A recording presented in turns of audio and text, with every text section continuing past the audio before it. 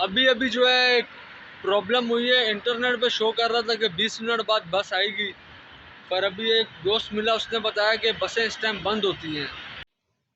This is the man and his wife, they help us. 8th floor पे ये इनका apartment बना हुआ है, वाकई रेनोवेशन में है। और लेकिन जो हमारी ज़रूरत की चीज़ें वो थी, इन्होंने हमारी बहुत हेल्प की है।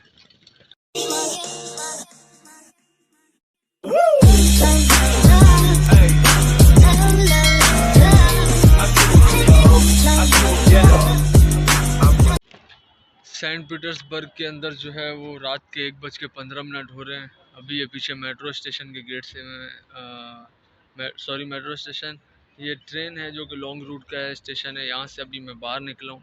और एक चीज़ मैं बताता चलूँ कि 15 जून से 15 जुलाई तक जो है वो वाइट नाइट होती है, जिसमें आप देख सकते हैं कि अंधेरा नहीं होता रशिया के अंदर और सेंट पीटर्सबर्ग के अंदर। तो इसका मुझे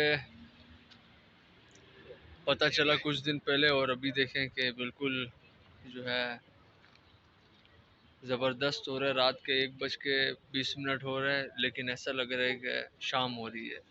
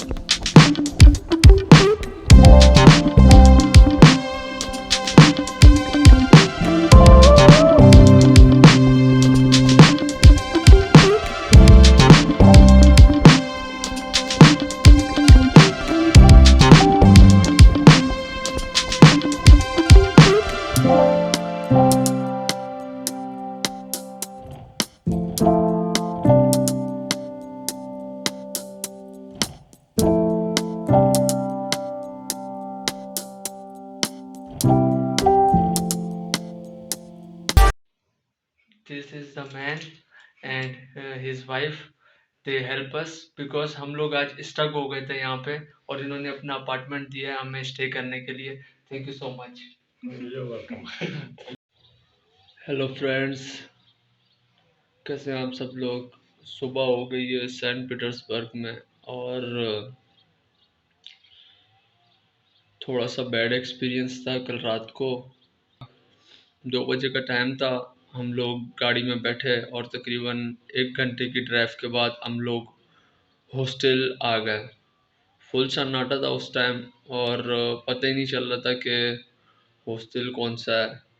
खैर, काफ़ी देर वहाँ बैठने के बाद ये बंदे को भी इंग्लिश नहीं आती थी। ट्रांसलेटर पे बात करने के बाद टैक्सी ड्राइवर से फाइनली उतरना तो था हमने, क्योंकि वो तो राइड ऑन करके बैठा हुआ था हमारे साथ। इतने में एक अंकल और एक आंटी रात के तकरीबन 3 बज के 5 मिनट हो रहे थे, वो वॉक करने के लिए निकले। सेंट पीटर्सबर्ग के अंदर वाइट नाइट है 15 जून से 15 जुलाई तक। तो वाइट नाइट में ये होता है कि बिल्कुल सुबह वाला मौसम ही हो रहा होता है, वाइट बिल्कुल होता है आसमान।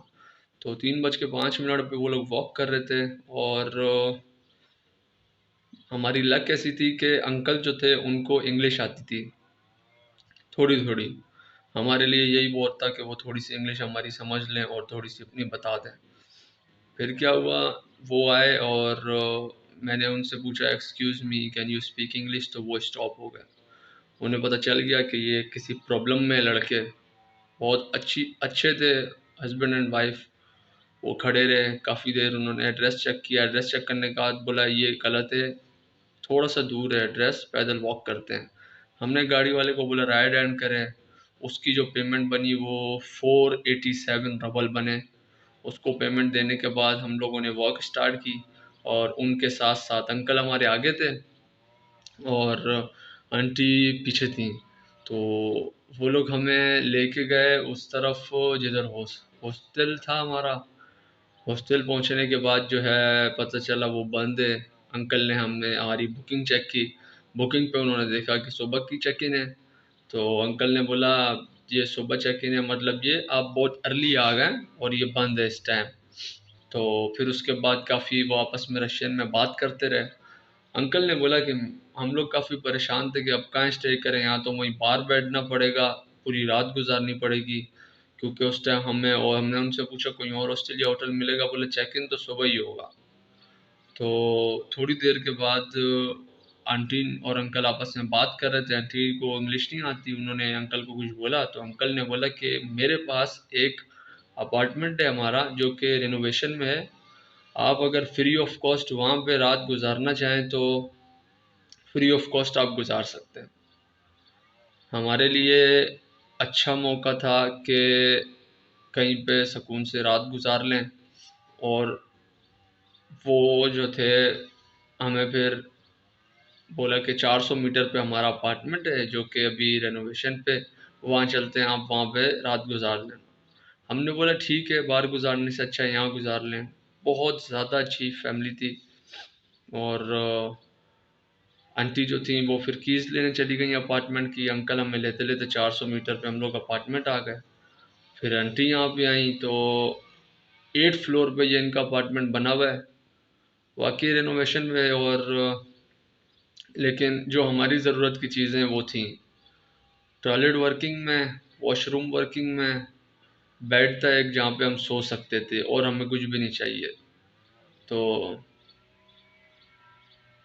अब ये सीन है कि अभी थोड़ी देर में 10 बजे का अंकल ने हमसे पूछा था कितने बजे मैं आऊँ।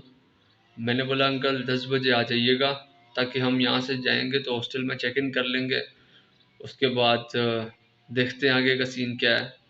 तो अभी 9 बज के 50 मिनट हो रहे हैं, मैं उठ गया हूँ, मुँह हाथ धोया मैंने, ताकि वो आए तो उससे अंकल से पहले आने से पहले हम रेडी हों और हॉस्टल फ़ोन करके पता करें कि क्या सीन है। ये इनका अपार्टमेंट है जो कि रेनोवेशन पर है। वाकई देखें काम शाम हो रहा है यहाँ पे, लेकिन हमने जो है यहाँ पे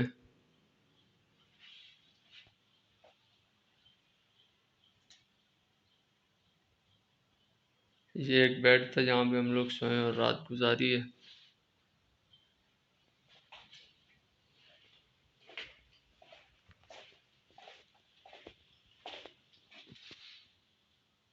ये गेट है जहाँ से हम अंदर इंटर हुए थे। हमारे काम की चीज़ें थी, ये टॉयलेट है, ये वर्किंग में, ये बाथटब है, ये भी वर्किंग में,